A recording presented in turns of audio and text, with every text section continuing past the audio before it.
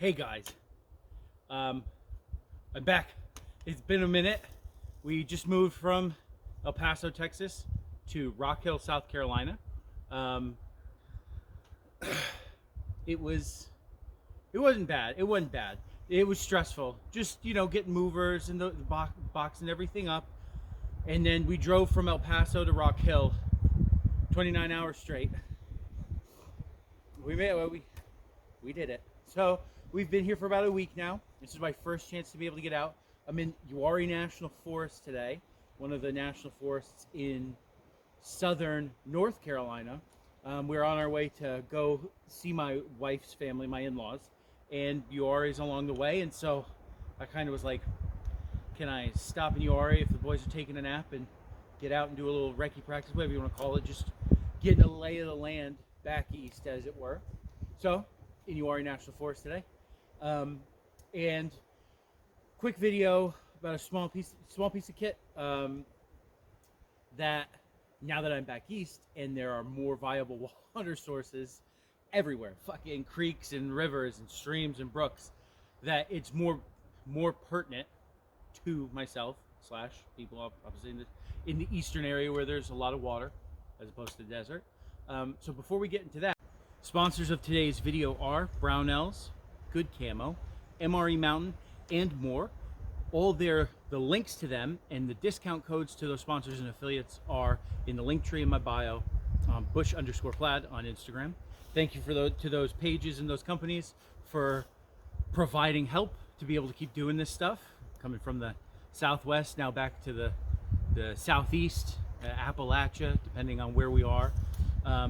So yes, thank you to them. I'm just happy to get back out. So, all right. So the piece of kit today is the Sawyer bag filter. I had this back in El Paso. It's a 16 ounce. It's not gravity. I guess you could say it's gravity. Gravity fed, gravity powered water filter. It comes with, so this is the two pieces, the bag and the filter. It has a narrow nozzle that you can use for, like, if you're putting it into a Camelback, or maybe like a narrow mouth Nalgene, or even like reusing a plastic water bottle. But this is it, filter and bag. And all you do is you fill the bag up. You want to keep the cap on the intake, outtake, in, out, the out spout. You want to keep the cap on it until you fill the bag full of water. So it would be full of water. You screw the filter onto the cap, or as onto the top where the cap threads are. That's literally it. Then you pop the cover off the filter. And the reason I say it's kind of gravity powered is because, I guess you could hold it like this and squeeze the water out of it, but it's a lot easier to hold it upside down. And you literally can squeeze it into your mouth. You can squeeze it into any canteen, bottle, Camelback, anything.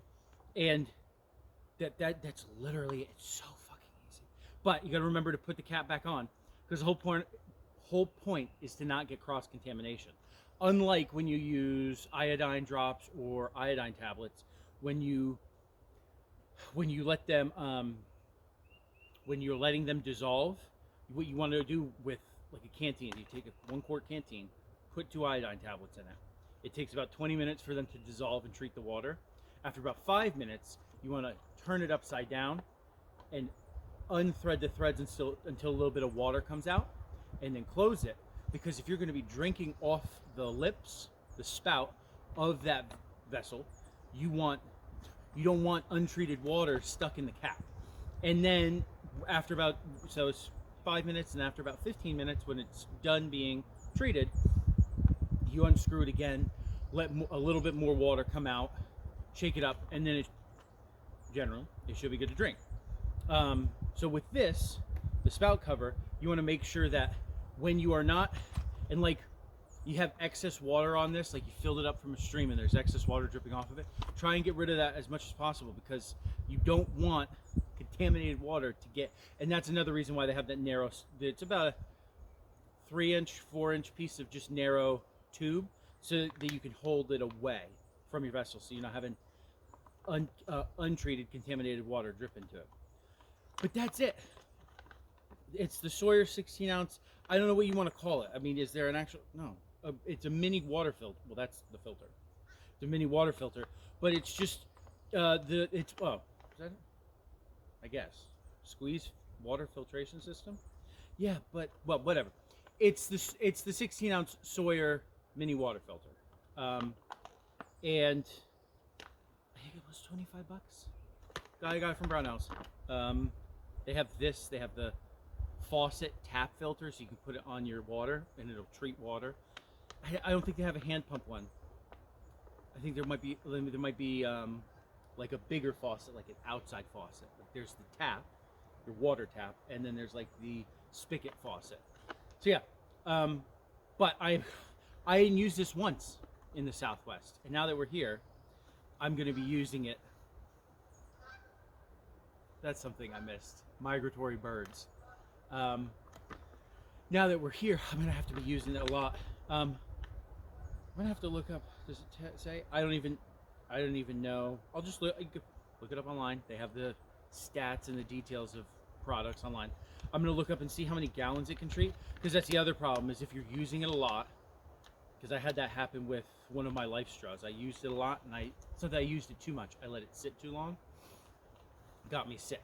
So you want to make sure if you're using something like this that, you know, if it's good for 300 gallons, you kind of, like if you know you're going to be camping and field crafting a lot during the summer, fucking here, you're using water all the time. But like when you're using it, especially when it's getting, you know, hotter and hotter, and you know you're going to be using it, that'd be the best time to freaking utilize it, right? So yeah, so there you go. Sawyer 16 ounce squeeze water filter. It's good to be back east. I can breathe.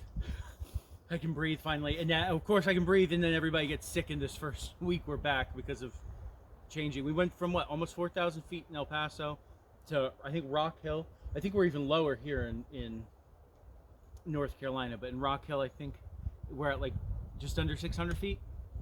So it is a big difference after living there for a long time.